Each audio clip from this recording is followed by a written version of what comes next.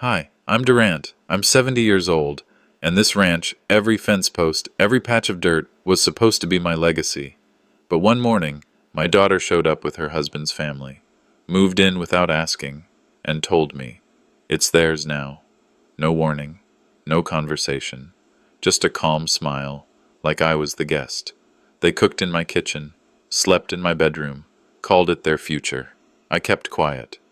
But deep down, I wondered, how long had they planned this? Was this always their end game? And if so, what else had they already taken behind my back?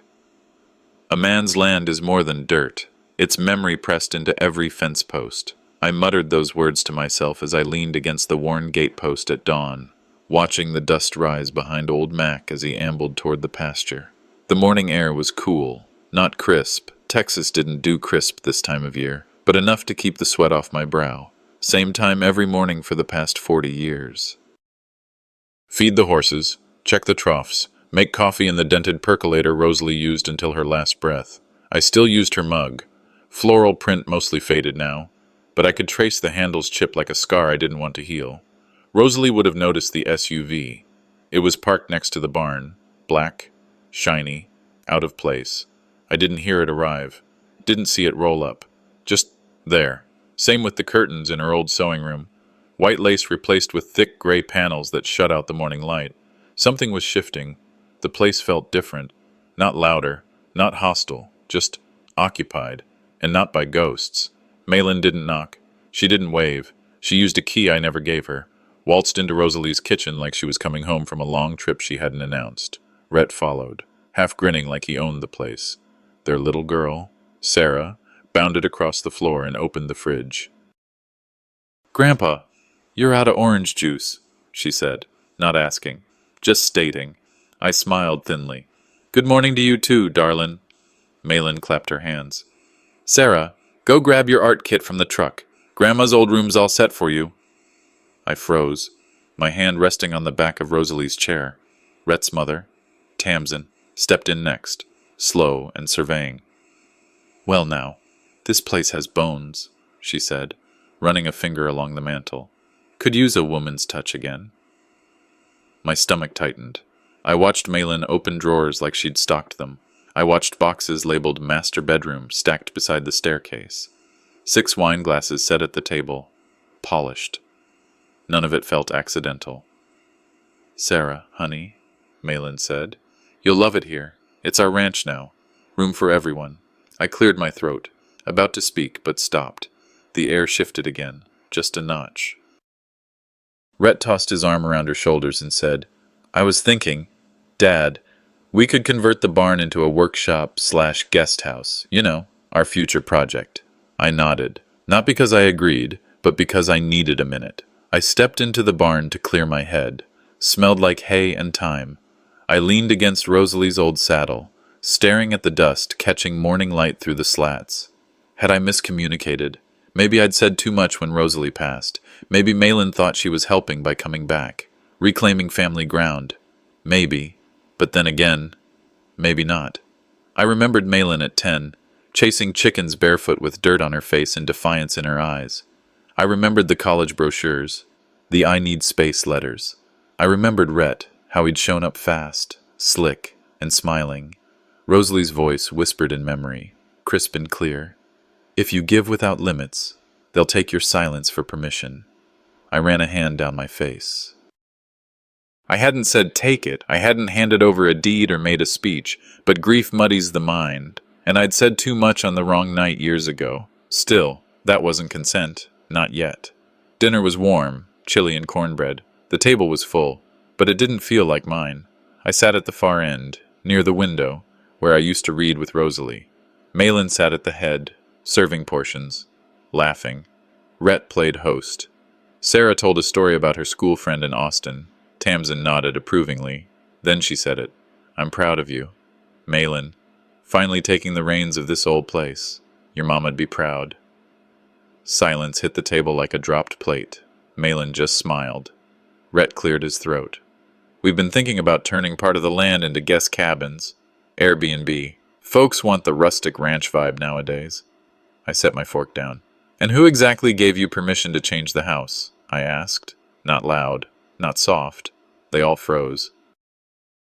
Malin tilted her head. Dad, it's all ours now. You said years ago you didn't want to handle things alone. We're here to help. Together. I leaned back, absorbing the words like a slow punch to the gut. They'd twisted grief into green light, rewritten my weariness into welcome, rebranded my silence as surrender. Later that night, I walked into the kitchen to refill my water and found a stack of papers on the counter. Not bills, not letters, a draft of a deed. Unsigned, but sections filled in. Co-owners, Malin Weller, Rhett Connolly. I stood there for a long time, then gently placed it back, careful not to crinkle the corners. I stepped outside onto the porch. The stars were dimmed by humidity. The cicadas screamed like always. Across the gravel, near the shed, Rhett paced with his phone to his ear. "It'll be ours by fall," he said. "He won't stop us. He doesn't even know he's already out." I gripped the railing. The wood bit into my palm. I didn't move, didn't speak, not yet. Maybe I'd been blind, but that night, I knew. I wasn't the one living on borrowed land anymore. I woke up before the sun touched the tops of the oak trees, like always. Only this time, something felt off. The house wasn't still the way it usually was in the morning. There was already a faint scent of store-bought hazelnut coffee in the air. Not the dark roast I brewed for decades in the dented steel percolator Rosalie left behind. I walked into the kitchen and saw it, a shiny, modern machine humming by itself, and beside it, 3 empty mugs already used. I stepped onto the porch and eased into the swing, but it creaked wrong. Someone had moved it. The rhythm I'd known for years was off by inches. A new cushion was wedged behind my back, embroidered in pale blue. Family first. That wasn't mine.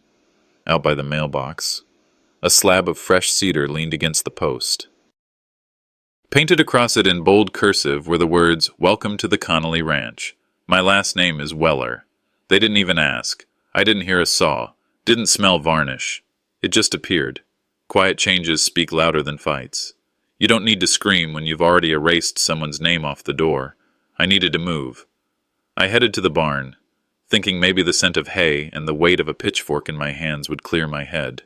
But inside, my hooks were full, not with bridles or tools I'd hung myself, but Rhett's gear, shiny and labeled, each one tagged with masking tape. Phase 1, storage. I heard laughter before I saw them. I hadn't been told there was brunch. Didn't smell bacon or hear Malin moving about like she used to on Sunday mornings. Just a soft clink of cutlery from the backyard. I walked out, slow but steady. There they were, Malin, Rhett, little Sarah, and Tamsin Aldrin, seated at a round table covered in floral linen. Orange juice sparkled in tall glasses. Tamsin had her sunglasses perched on her head like she lived there. Rhett looked up with a grin. "We thought you were resting." Pop. Pop. Malin smiled and handed me a box wrapped in ranch-checked paper. "We wanted you to have this." I sat down, watching their eyes as I tore the tape. Inside was a crisp, white apron. Bold black letters across the front read, "Ranch Grandpa, Est, 2025. I held it up. No one said anything at first. Then Tamsin raised her glass. "To new beginnings," she said, "and a new name for this beautiful land." They all clinked glasses. I didn't lift mine. The apron was soft, expensive. It had weight, but not the kind you want. Later, I stood in the tool shed with the apron still in my hands, staring at the walls that weren't mine anymore. The laughter from the garden echoed like wind through an empty silo. I could still hear Rosalie's voice from decades ago, the day we closed on this land. She wore a straw hat too big for her, twirling on the porch like it was a dance floor. Back then, we planted every fence post ourselves, dug through caliche with blistered hands, called each field by names that meant something only to us. North Promise. Little Grace. No one asked what those meant now. They just mowed them down, out by the corral. I heard Sarah calling Rhett boss. She wasn't joking. I mentioned to Rhett the water pressure seemed low near the troughs. He didn't even look up. "We'll figure it out," he said. Not "thanks for the heads up." Not "I'll take a look." Just that, like I was background noise. I remembered something I heard once. If you're not at the table, you're on the menu. That afternoon, I found Malin alone in the kitchen, rinsing strawberries like nothing was wrong. I cleared my throat. "Are we going to talk about what's really happening?" She paused, but didn't turn around. "You've always said the ranch needed life again." I stepped closer. "Life doesn't mean stripping its bones bare while I'm still living in them." She finally faced me. There was something rehearsed in her eyes. "It's just temporary, Dad. Just until Rhett gets his business off the ground." Temporary. Her words felt borrowed, like they'd been said to her first, and now she was trying them on me. Rhett walked in before I could respond. He sensed the tension, smiling like nothing was wrong. "You always said you wanted family here, Durant," he said, patting my back. "Now you've got it." I didn't yell, didn't flinch, just looked him in the eye and said, "I never said I wanted to be erased." Malin's jaw tightened. "Dad, don't make this harder than it is. We're doing what's best for everyone." Tamsin peeked in, holding a glass of tea. "You raised her right," she said sweetly. "Now it's her turn to lead." I walked out before I said something I couldn't take back. The apron dangled from my fingers like a flag I never agreed to fly. I sat under the old pecan tree as the shadows grew long. The sun filtered through the branches, laying crooked stripes across the dry ground. That apron sat folded on the bench beside me. Rhett's truck rolled past. Slow, deliberate. A folder rested on the dash. I could make out the words through the windshield. Guest lodge proposal. They weren't guessing anymore. They were planning.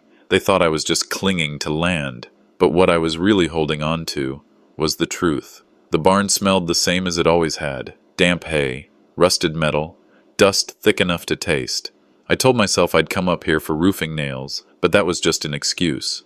Truth was, I needed air, space. Somewhere Malin's voice couldn't reach me. Somewhere Rhett hadn't hung his new leather tool belt.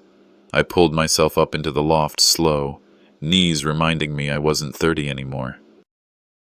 Light from the side vent sliced through the air, catching particles like snow in August. That's when I saw it, Rosalie's cedar chest. It sat under a tarp behind a stack of old patio chairs I hadn't used in years. I didn't reach for it right away. I just stood there, looking at it, like it might talk first. My hands hesitated on the latch. When I opened it, the scent of lavender hit me, faint, but still there. Inside were her notebooks, folded dish towels, one of her church quilts, and an old black voice recorder. It still had the yellow sticker she used for labeling. One of the files was marked, Malin, February. I sat cross-legged on the floor, the recorder in my palm like it might crack open a different ending. I didn't press play right away. The barn was too quiet, too sacred. The dust floated like ghosts. And I remember thinking, the past doesn't rest. It just waits. I pressed play. Rosalie's voice came out soft, calm, like she was sitting beside me. "Hey, baby," she said gently. "I know college is busy. We're proud of you. Always. Just wanted to leave this for you to hear us, when the days get long." She spoke about the ranch, how spring was early that year, how the fence behind the west pasture needed mending. Her tone shifted then, quiet, cautious. "Malin," she said, "Rhett's full of dreams, but I worry he builds with words more than hammers. Don't confuse charm for character. It's easy to get swept up in someone else's plans and forget your own." I paused the tape. My thumb hovered over the stop button, but I pressed play again. Rosalie went on, her voice steady but tired. "Remember who you are, this land, this life. It wasn't built in a season. Don't make choices out of pressure. Don't mistake love for permission to lose yourself." The recorder clicked off. I just sat there, blinking. My chest hurt in a way that had nothing to do with age. She had seen it. She'd warned her, and I'd missed it all. When I got back to the house, I went straight to my study, not for comfort, just to feel like something was still mine. I opened the desk drawer looking for the phone book, but instead I found a folded paper shoved under tax forms, thick paper, government issue blue ink. It was a land transfer form, not completed, not signed, but enough of it filled out to choke me. Co-owner, Malin Voss. Intended recipient, Rhett Connolly. Winter date. Same damn date Malin had surprised me with a visit and soup I didn't ask for. It was her handwriting. I'd taught her to write it. The chair groaned as I lowered myself down. I stared at the form, reading the same line over and over. Intent to transfer partial ownership. She hadn't just taken liberties. She'd drafted betrayal in ink. I leaned back, eyes blurring, and the room tilted sideways with memory. I saw her at Sunday lunch, 2 years back, asking innocent questions about land trusts. Just curious, she'd said. Families evolve, right? I'd waved it off, busy buttering a biscuit. This land stays in the family. And she had smiled, the way you smile when the answer is already known. You didn't even wait till I was gone, I said out loud to the empty room. You were dividing pieces of me while I was still breathing. I didn't go looking for her, not yet. I needed something to hold on to that wasn't made of paper and lies, so I grabbed gloves and walked to the south fence. Where the post had leaned since spring, the ground was dry, unyielding. I dug until sweat soaked my shirt and my fingers ached. Work like this made sense. Tools didn't lie. Wood didn't spin stories. Around noon, Earl drove by in his pickup, slowed down and leaned out the window. That fence again? What's it now? Durant? Family trouble or stray cows? I wiped my brow. Maybe both. He laughed. Well, mending fences is one way to keep what's yours in, I guess. I nodded but didn't answer, not right away. I drove the post in, hid it until it stood tall and true. No, I finally said. It's to keep what doesn't belong out. That night, I sat at my desk again. I didn't shred the form. I slid it into a new folder, one labeled contingency. Then I opened a leather notebook with yellowing pages, my old will. I flipped to the section marked beneficiaries, and I started rewriting. They started the paperwork. I said to no one, pen firm in my hand. Now I'll finish it, my way. Thursday at the diner was routine. Same worn-down booth near the back window. Same waitress who always called me Hun. And the same roast beef special with mashed potatoes. I didn't go there for the food. I went because it was familiar. Familiar felt like the only stable thing left in my world. But that afternoon, as I slid into my seat and cracked open the menu out of habit, I heard voices behind me, 2 that didn't belong to that booth at this hour. Once we finalize control, he won't be able to undo anything, Rhett's voice said, calm and confident. The ranch becomes permanent capital. I froze, menu still in hand. My eyes flicked up toward the counter, then back down. I didn't move. I didn't breathe. It's not about capital, Malin said. Her voice was low but tense. It's about stability. For Sarah. For us. I gripped the edges of the table until my knuckles turned white. I hadn't come there to eavesdrop, but when your own blood is plotting your undoing 3 feet away, what else do you do? They didn't know I was there, and I didn't say a word. I just listened. Every sentence was a knife. When they got up and left, I stayed sitting. The mashed potatoes had gone cold. I didn't touch them. I stared at the salt shaker in front of me and remembered something I used to tell my students back when I taught ethics at the high school. Power means nothing if it requires deceit. It was a line I believed in so deeply. I etched it into every lesson plan. I gave speeches about legacy, about building things the right way, slow, honest, lasting. I thought teaching Malin those values would protect her from shortcuts, from schemes. Turns out, you can teach values all you want, but you can't choose what someone values most. On my way back, I stopped by the feed store to pick up some replacement straps for the barn door. That's when I ran into Nathan Mays. He'd been a scrawny kid back in my classroom, good head on his shoulders. Now he was wearing a crisp shirt and carried a tablet like it was part of his body. "Mr. Weller?" he asked, eyebrows lifting. "You got a second?" I nodded, wary. We stepped outside where the breeze wasn't so stiff with hay dust. I didn't know how to bring this up, he started, rubbing the back of his neck. But someone tried to verify your signature on a land transfer form last week. Something felt off. Off how? I asked. They didn't have your ID. Just a scan of a form and some pressure to move it fast. I delayed it, flagged it, thought you should know. I let out a slow breath, staring past him to the silo in the distance. You always were one of the sharper ones. Nathan. He chuckled nervously. Well, your class taught me a few things. Back at the ranch, I didn't even take my boots off. Went straight to my study, pulled out the drawer that held years' worth of documents, and laid them out across the desk like puzzle pieces. Wills, trusts, county filings, anything with a date, a signature, or a name. And there it was. A land deed marked reassessment, filed 2 months after Rosalie passed. Language that didn't match my voice. Paper that smelled too new. The story wasn't just betrayal, it was orchestration.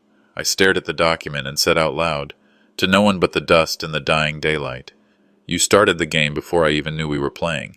But I wasn't going to flip the table, not yet. You don't win by striking back in anger. You win by seeing every move before you make your own. I started copying everything. Made digital scans, sent files to an encrypted drive, and placed backups in Carl's safe. Carl had been our town notary for 30 years before retiring, and if anyone knew how to verify a document's integrity, it was him. Durant, he said when I showed him the suspect's signature. If they forged this, even part of it, you've got a case, but don't go yelling it across the street. Build it quiet. Be ready. So I set a deadline in my mind. 2 weeks. Enough time to gather, confirm, prepare. That night, after dinner, I called Malin into my study. Held up an old envelope and said, Got something here you might remember. Thought you could help me read through it. She took it with a nervous smile, but her fingers hesitated. Her eyes scanned too quickly. She didn't ask what it was, just nodded, then handed it back. You sure you don't want to read it out loud? I asked, tone light. She shook her head. It's old, Dad. I'm sure it's not that important. But I saw it, the flicker, the guilt fighting to stay hidden. I didn't press her, just watched her leave the room. You can't unteach what you lived, but you can reveal what others tried to bury. The game was on their board. But now, I'd start flipping pieces. The letter came on a Tuesday, certified, from the county clerk's office. I stood at the mailbox longer than I should have, the August heat already thick in the air. My name, printed in stark black ink, was all I needed to see to know something wasn't right. I walked back to the house, tore it open at the kitchen table, and read it once, then again, probate hearing, power of management transfer, Weller Ranch. She was doing it. Malin was actually trying to make it legal, behind my back, with court stamps and signatures. My own daughter, filing to take control of the very land she used to chase grasshoppers across barefoot. Not even a conversation, just a motion filed and a hearing set. I didn't shake. My breath didn't stutter, but something inside me went very still. I called Carl. He picked up before the second ring. She's filing. Got the paperwork. I'll drive you. No, this one's mine. I dusted off the boots Rosalie gave me on our 30th anniversary, brushed my old jacket, picked out the tie I wore to Malin's college graduation. I wasn't dressing for show. I was dressing for war. The courthouse smelled like lemon polish and cold tile. I walked in alone, head high. The room wasn't crowded, but when the door creaked shut behind me, every eye turned. Malin froze. Rhett blinked like he'd seen a ghost. Their lawyer leaned into Malin's ear, whispering fast. Judge Renner sat on the bench like a man bored with paperwork, until he spotted me. Well, he said, leaning forward. Mr. Weller, didn't expect to see you this morning. I nodded, offering him the kind of respect we used to trade back in town meetings. I caught Rhett elbow Malin. She didn't turn, just looked down. Rhett tried to break the ice. Durant, didn't know you were coming. You look good. I looked right at him. You talk like we're family. You sure don't act like it. The lawyer cleared her throat and started into her statement. Legal jargon. Clinical tones. Malin's request cited my age, my recent withdrawal from active management, and her concern over the ranch's future stability. I sat still until she was done. Then Judge Renner gave me the nod. Mr. Weller, you've got the floor. I stood. My name is Durant Weller. I'm 70 years old. I've managed Weller Ranch for 52 of them. I placed a folder on the table in front of me and flipped it open. These are the logs, management dates, transaction records, and communications that prove I've never stopped participating in this ranch's affairs. I handed copies to the clerk. My voice didn't tremble. I wasn't angry. I was anchored. I may be old, I said, but I've never been unaware, and I never signed away my life's work. You could feel the weight shift in the room. Folks stopped rustling papers. Even the judge sat back. This isn't just about dirt and grass. It's about the legacy Rosalie and I built, with our hands, with our faith. Malin stared at the table. Rhett's jaw clenched. I came here not to make noise, I said, but to tell the truth. And then I reached into my jacket pocket and held up the USB. Judge Renner raised an eyebrow. What's that? A recording, I said, made by my wife a year before she passed. Malin looked up sharply. Rhett leaned forward, trying to see. I handed it to the clerk. She sent it to a friend for safekeeping. Thought she'd never need it heard. They played it over the speakers. Rosalie's voice, warm and steady, filled the room. If anything ever happens, I trust Durant. The land belongs with him. He knows how to keep it alive. Malin's face cracked. Her hand flew to her mouth. Her eyes filled, but she didn't wipe them. Rhett started to interrupt, but the judge raised his hand. Enough! Nobody spoke. Judge Renner closed the folder in front of him and looked at Malin. This court cannot, in good conscience, proceed with a transfer today. There are serious questions of consent and possible fraud. I'm ordering a review. He turned to the bailiff. Freeze all filings pending investigation. Rhett muttered something as we stepped out into the hallway. I didn't catch all of it, just enough. Stubborn old fool. Should have pushed this through faster. I walked right past them. I didn't stop. But I did say one thing over my shoulder. Your mother raised you better than this. Malin, I know. I was there. She didn't answer. Back in my truck, I sat with the door still open, heat blowing in. The courthouse faded in the mirror, but my heart hadn't slowed. I reached up to grab my sunglasses from the visor and something slid out. An envelope, yellowed. My name on the front. Rosalie's handwriting. I stared at it. If ever contested, it read. I didn't open it. Not yet. You think you know a person, then they speak from the grave. I sat at the old oak desk with Rosalie's letter spread open across my lap, the lamplight flickering like it carried her voice. The paper had softened with age, but her words cut sharper than any lawyer's document. You taught them to be strong, she'd written in her slanted hand. Make sure they don't turn that strength against each other. I whispered it aloud, tasting each syllable as if saying it could summon her back. I thought I'd done right by raising Malin to stand firm, but maybe I hadn't noticed who she chose to stand beside. My chest tightened as I set the letter down. The room filled with silence that pressed in. I didn't rage.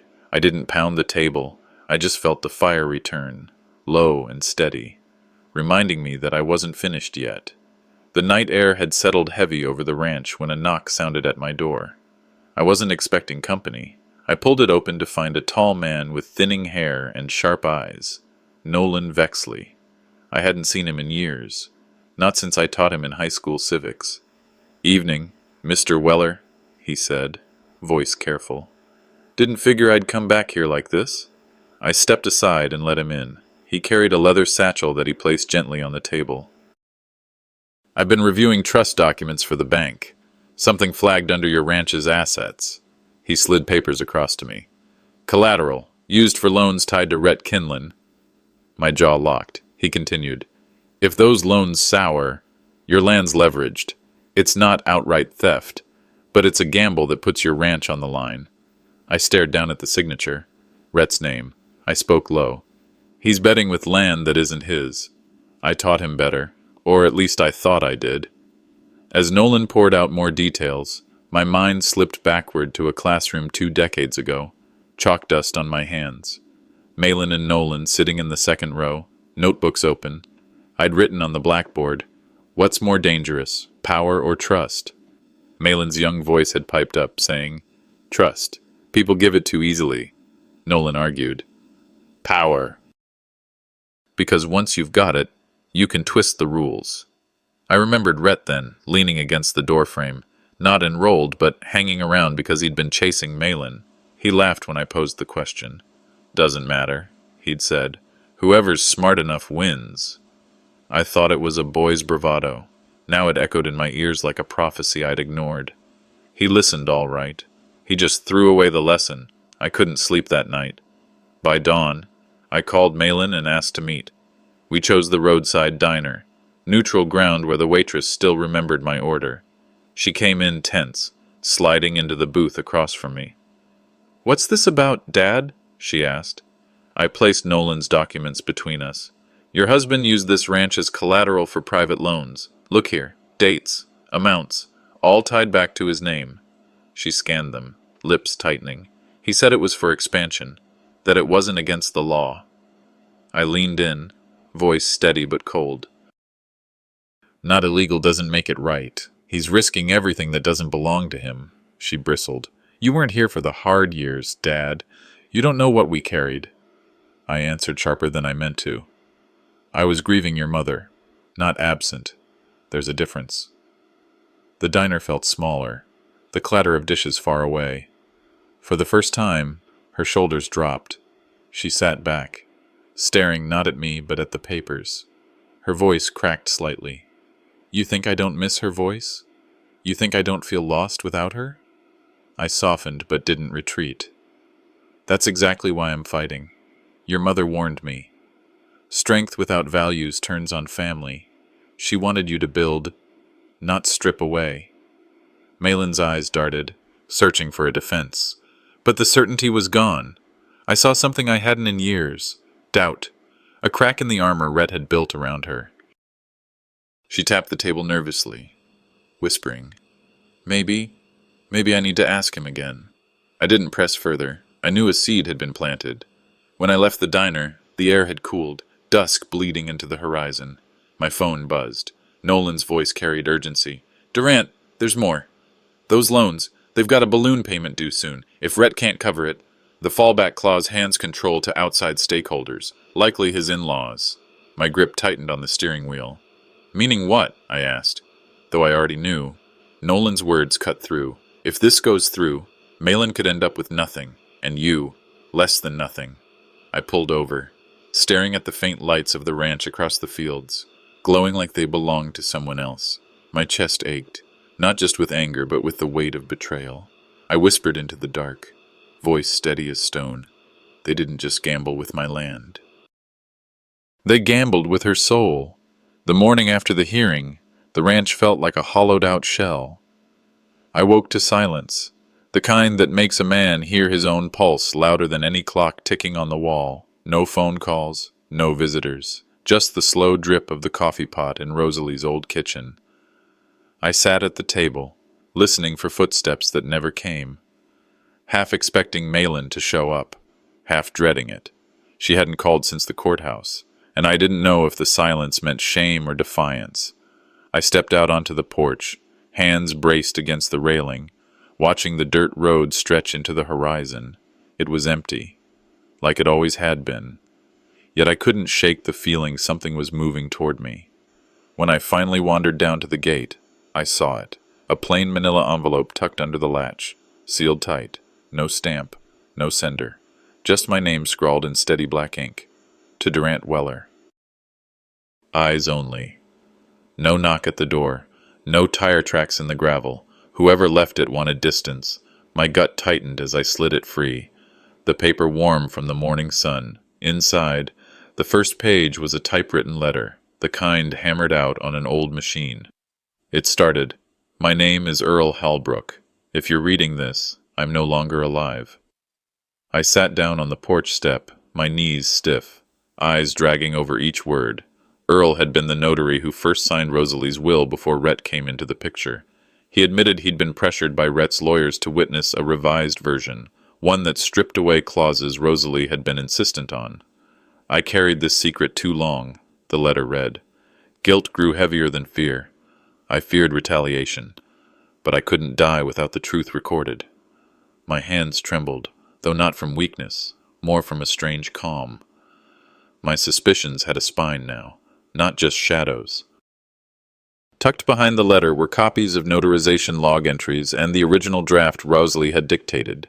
My breath caught when I read her words. She wanted the ranch secured in the family bloodline only, passing directly through me to Malin, never extending to in-laws. Rhett's name was nowhere on the page, not even in the margins. There was also a half-finished complaint Earl had written to the Bar Association. Unsigned. He'd prepared it but never filed. Proof, motive, and a timeline, all sitting in my lap, weightier than any gun. I carried the bundle to my truck and drove to the back pasture, the place where Rosalie used to walk when she wanted quiet. I parked and spread the papers across the dashboard, reading Earl's letter again. Slower this time, like scripture. I remembered running into him once at the general store, how he wouldn't meet my eye. Back then I thought it was just small-town awkwardness. Now I understood. He was carrying a secret that burned a hole through his conscience. I whispered into the wind. They buried you twice, Rosie. Once with lies, then with silence. The air grew heavy as the sun climbed, but I didn't leave it at suspicion. By afternoon, I drove into town and walked straight into the county clerk's office. A young clerk flipped through the notary journals, matching Earl's handwriting against the copies in my hand. Authentic, she said, with a note of caution. But contesting a will this old is difficult. Courts don't like reopening the ground. I gave a thin smile. I'm not looking for their approval, just the truth. I folded the papers back into the envelope, tucking it close to my chest. Driving home, every mile sharpened my resolve. This wasn't just about ownership, it was trespass against memory, against the vows Rosalie and I had built this ranch on. They had gambled with her wishes, turned my silence into permission. That ended now, just before sundown, when the fields glowed amber under the fading light. My phone buzzed with a number I didn't recognize. I almost let it ring out, but something in me said, "Answer." A gravelly voice came through the line. "Mr. Weller, this is Callum Weaver. I used to work paralegal at the firm Rhett hired years ago. I've been cleaning out old files, and your name kept coming up." I gripped the phone tighter. "What are you saying? Callum?" There was a pause. Then his words came steady, carrying the weight of another buried secret. "I think you need to know what really happened the day your wife's will changed hands." The old landline rattled against the wall, a sound I had almost forgotten. Calls to that number were rare these days, mostly junk or wrong numbers. I almost let it ring out, but something in my chest told me to pick it up. The voice that came through wasn't what I expected. It wasn't shaky with fear, nor heavy with apology. It was my daughter's. "Dad," Malin said quietly, like she wasn't sure if I'd stay on the line. "I need to say something you may not want to hear." I sank into the chair by the kitchen table, the phone heavy in my hand. For a long moment, I didn't speak. I just let her words come, like rain dripping steady on a tin roof. "I opened the envelope," she continued. "The court files. I'd hidden it away, pretending it didn't exist. But I read them, and I didn't believe you. Not because the evidence was weak, but because I didn't want to believe I helped them destroy you." Her words pressed into me harder than any insult Rhett had ever thrown my way. "Can I come over?" she asked finally. "Not to fix everything. Not yet. I just want to sit near you without lying anymore." I let the silence stretch, measuring the weight of her request. Then I said, "If you're coming, come tonight." When evening fell, I sat on the porch, the boards creaking beneath my boots. Headlights cut through the dusty road, then dimmed as a car rolled to a stop. She stepped out alone. No Rhett, no children, just her, clutching a worn folder like it held the truth she couldn't carry in her chest. Our eyes met. There weren't tears, not then, but the kind of look that carried decades. I didn't rise to greet her. Instead, I opened the door and waited. She crossed the threshold, pausing as though she'd walked into a memory. Nothing had changed. Same old pictures on the walls, Same worn rug by the stove. She set the folder down on the table. "I found something I need to tell you," she said, "and it won't make you feel better, but it'll make things clearer." She sat, folding her hands tightly. 7 years ago, I heard them, Rhett and his father, in the kitchen. They were talking about locking in the deed, making sure you wouldn't see it coming. They said you'd keep feeding the horses and never notice. I asked Rhett about it. He told me it was just tax talk, legal things I wouldn't understand. She looked down. I chose to believe him. Deep down, I knew it was wrong, but I chose them over you. Her voice broke, but I stayed quiet. My hands locked together. "Finally," I said, "I used to get angry about what you did. Now I'm just sad about why you did it." Her eyes lifted, filled with regret. "I thought Rhett was protecting me from bitterness, but after I read your records, I realized who was actually bitter. I thought you were the poison, Dad. Turns out, I married it." She slid the folder toward me. Inside were bank records, emails, receipts. One showed a payment from Rhett's family trust to the notary who supposedly verified my wife's will, except that man had already been dead for 2 months. Another paper revealed plans labeled Connolly Vista, a development blueprint that carved up my land into lots like it was scrap. "I thought they just wanted to live here," she whispered. "They were going to bulldoze it." I leaned back, breath pulling hard through my chest. For years they had painted me as paranoid, a stubborn old man clinging to shadows. But here it was, the proof. Her hand trembled as it reached across the table. "I don't want forgiveness tonight. I just wanted you to know I finally heard you." I didn't take her hand, but I didn't turn away either. Knowing you finally listened, that's something. We sat in the dim kitchen light, neither of us sure what the next step was. She broke the silence. "I'll testify, even if it means Rhett goes down. It was never about revenge," I said. "It was about someone else finally seeing what they buried me under." She looked at me, almost pleading. "Would you come with me to the courthouse?" I asked her steady. "Would you walk beside me? Or behind them again?" Her lips pressed tight, but she nodded. Later, after she drove away, I walked into my study. I pulled out the small recorder I used for unsent letters. I pressed play. My own voice spilled out, bitter, broken, a message meant for her months ago.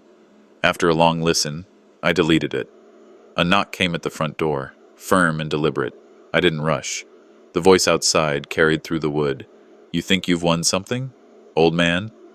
I stood, recorder still in hand, and walked slowly toward the door.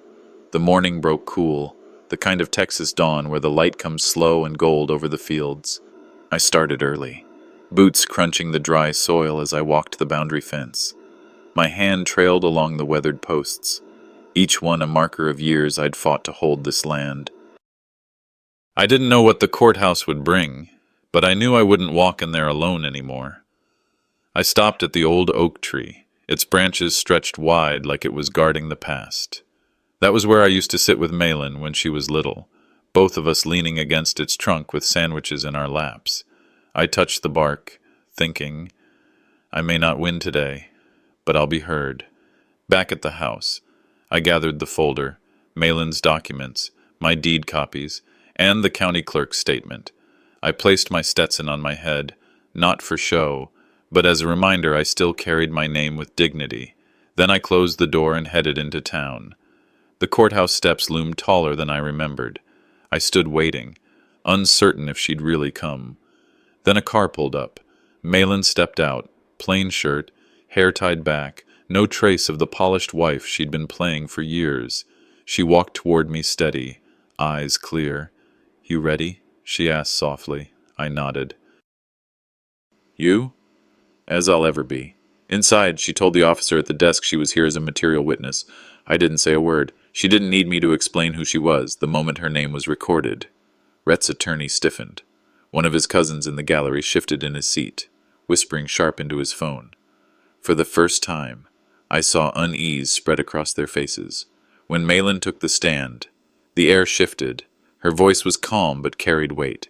She explained how Rhett and his father tricked her, how they'd spoken of locking in the deed, how she ignored her instincts. Then she laid out the proof, emails, payment records tied to a dead notary, even audio clips she had found on her phone, muffled conversations late at night where Rhett admitted the game. The judge called a halt, demanding authentication of the evidence. A new date was set, but I didn't care. What mattered was, the room had heard her. Rhett's stare could have cut steel, but it bounced off her like it had no power left. I leaned forward, elbows on my knees, not smiling, not gloating, just watching truth untangle the knot. Outside, reporters murmured, scribbling fast. One muttered, "Didn't expect that turn." Neither did I. We walked together down the courthouse steps. For the first time in years, she wasn't ahead of me or behind me. She was beside me. At lunch, we stopped at a diner on Main Street. A waitress who'd known me for decades came over. Eyes warm. "Good to see you with family again. Mr. Weller?" Malin gave a small laugh, then looked down. "I don't know how to be your daughter anymore." "Start with being honest," I said, stirring my coffee. "Everything else will figure itself out." She told me about the kids, what they liked, how she regretted keeping them from me. I didn't demand visits, didn't press. "That's your choice," I said. "Not Rhett's anymore." Later, back at the ranch, I showed her the barn. Dusty light streamed in through cracks. I pulled out a box of old letters, photos yellowed with time. One picture showed her mother smiling, a note scrawled on the back. "Protect what matters, not just what's yours." I told her I had once thought about selling it all, disappearing. But then I thought, if I go, what's left of us? We boarded up a broken side window together. It wasn't forgiveness, it was work, something that looked forward, not back. That night, after she left, I found an envelope on my kitchen table. Inside was Rhett's prenup, unsigned, and a letter. He never had a legal claim. I let him think he did. But now, I'm not afraid of what comes next. She had filed to separate, frozen his accounts, subpoenaed his business. My chest tightened, but this time with pride. "Damn, kid," I whispered. "You learned how to ride after all." I stepped outside, lit a fire by the horses. Sparks drifted into the night sky. A truck pulled up slow, gravel crunching under its tires. Not Malin's, not Rhett's. Hank Connolly climbed out, whiskey bottle in hand. "Let's talk like men," he said, "before this gets ugly." I leaned on my cane. "Steady. You should have come when you still had leverage." He smirked. "You still think this is about land. It's about the whole damn county." My grip on the cane tightened. Then the county's about to see what a real fight looks like. The morning broke sharp and uneasy. When I stepped outside, the air smelled of gunpowder. My boots crunched across the gravel as I moved toward the barn. That's when I saw it. A clean hole through the door, wood splintered around it. A warning, not some stray bullet. I ran my hand across the scar in the wood, jaw tightening. By noon, the sheriff showed up, chewing on a toothpick like it was a lazy Sunday. He glanced at the hole, shrugged, and said, "Probably some kids fooling around. Durant, don't stir yourself." I looked him square in the eyes. That wasn't kids. That was a message. He tipped his hat and left. I stood there long after his truck rumbled off, knowing I couldn't rely on anyone but myself. Inside, I pulled the family deed copies, split them into 3 envelopes, and tucked each in different hiding spots. If they wanted to come for me, they wouldn't wipe out my legacy in one sweep. Later, Malin drove up, dust trailing her car. She stepped out, spotted the barn, and froze. "Dad, is that a bullet hole?" "Yeah," I said evenly. "Looks like someone wanted me to flinch." Her hands balled into fists. "We should call again, demand protection." I shook my head. "No. Legacy ain't built on hiding. It's built on standing your damn ground." I leaned my shotgun by the door, close enough to reach in a breath. I saw her eyes shift, fear flickered, then something harder took its place. The next morning, She went into town and met with a lawyer she trusted. Hours later, she came back, folder in hand, eyes blazing. "Dad, you need to see this." She spread the papers across my table. Contracts, bank filings, deeds twisted into lies. Rhett and Hank had formed a fake development company, using my land as collateral. One subcontractor had been stiffed. He showed her GPS logs proving deliveries were made to my ranch under their orders. Malin had gotten affidavits signed and notarized. I ran my fingers over the pages. My hands trembled, but I steadied my voice. "Now we've got teeth." We decided to take it higher, straight to the state property board.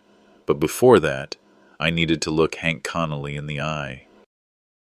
That afternoon, I drove down the long gravel road to his estate. He opened the door with that smug grin plastered on his face. "Well, look who's still kicking. You're an old man playing a young man's game." I dropped a thick folder on his table with a slap. "Then let's play by the rules." He flipped through the pages, chuckled like it was nothing. "Paper don't scare me." I leaned forward. "Maybe not, but the county auditor does. So do unpaid contractors, and I've already given copies to both." For the first time, the grin slipped. His voice dropped low. "You just made this real messy, old man." I straightened. "No, you made it personal. I'm just making it public." The next day, I walked the town. Word was spreading faster than fire in dry grass. At the feed store, one rancher shook his head. "That boy tried to lease me land I knew was still yours." At the mechanic's shop, a man waved off my payment. "You gave my dad work when nobody else would." This one's on the house. At the diner, folks who hadn't met my eye in months gave me nods, some even pats on the shoulder. Malin sat across from me, watching. For the first time, she saw her father not as the man losing ground, but as one reclaiming it. That evening, a courier arrived with sealed court files, records from Rhett's adoption. I opened them slow, the paper dry and yellow. Inside was a letter, my late wife's handwriting. She had written to Rhett, but never sent it. It said she never signed full property rights over, leaving me as sole decision-maker. Rhett had twisted partial access through Malin's trust, but he'd never been the heir he claimed. I read it aloud, my throat tight. "You were always our gift, not our transaction." Malin broke then, tears rolling. Not from shame this time, but release. She leaned her head into her hands and whispered, "All these years, I let him control me." And Mama knew better. The next morning, I walked with her into the lawyer's office. Together, we drafted a disinheritance document. Rhett's name was struck from every claim: ranch, trust, legacy. When the ink dried, Malin signed as witness. Her hand didn't shake once.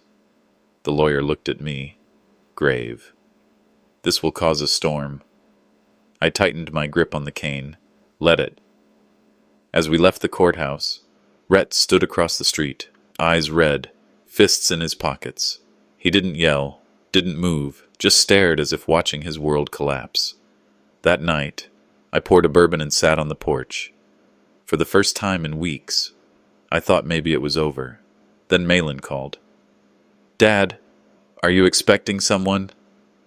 I squinted into the distance. At the far edge of the ranch road, a black SUV idled. Its headlights blinked once. Then it rolled backward into the dark.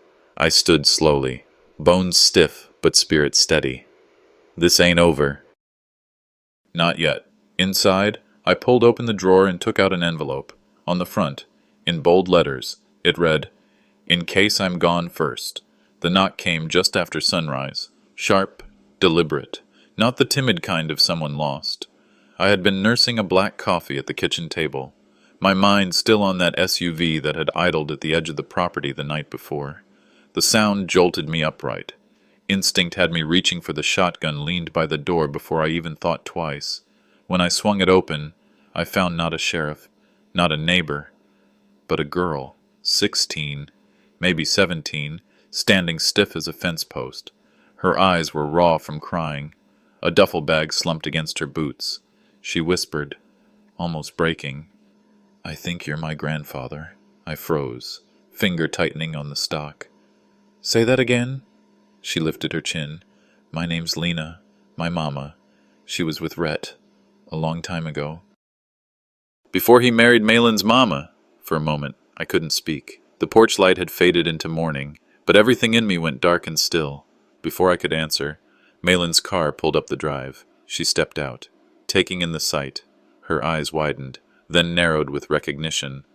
I've seen her before, old photos, but this, Dad, it doesn't make sense. I kept the shotgun angled low but stepped aside.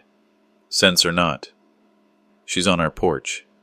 She's not leaving hungry. Inside, while I fried eggs and poured juice. Malin kept a wary eye, arms folded tight. The girl hardly touched her food, but when she spoke, it wasn't aimless talk. She knew things, details no stranger could guess. She mentioned the mare in the barn by name, the one Rhett used to brush down as a boy. She described the quilt my late wife had stitched, right down to the faded star in the corner. Then she pulled out a photograph, her as a baby on Rhett's lap. A date written in the corner. I wanted to believe. My chest ached with it, but Malin's voice cut in, sharp as a blade. If this is real, everything shifts again. If it's not, it's a trick. The girl's eyes welled. My mom died 2 months ago. Cancer. All I had left were her letters. Ones Rhett never answered. Your letters. Malin, the ones you mailed him years back. They were the only return address I ever had. Silence filled the room heavier than smoke. Then Lena unzipped her duffel and pulled out an envelope. Edges worn but sealed. My name written on the front. My hands trembled as I slid it open. Inside was a copy of a will I thought had been burned with the rest. My late wife's handwriting. Her wishes laid bare.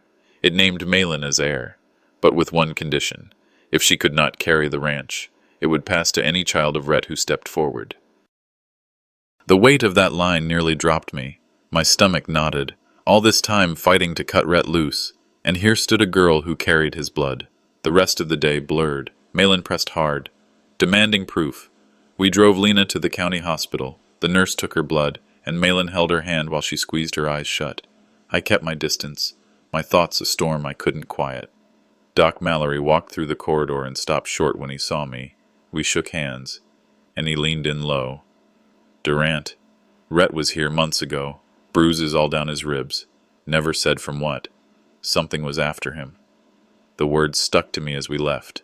On the ride home, Lena whispered, I just wanted to know if I had a place in this world. I had no answer for her, none that wouldn't crack me wide open. That night, I walked into Rhett's old room.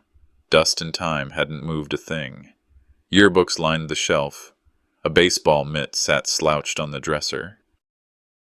Lena picked up a toy truck and whispered, He gave me one just like this when I was little. Malin confessed she once mailed money, quietly. After hearing rumors of Rhett's child, I turned to her. Why didn't you tell me? She bit her lip. Because I didn't know if you had anything left to give. Later, alone in my chair, I stared at a picture of Rhett as a boy. My voice rasped against the empty room.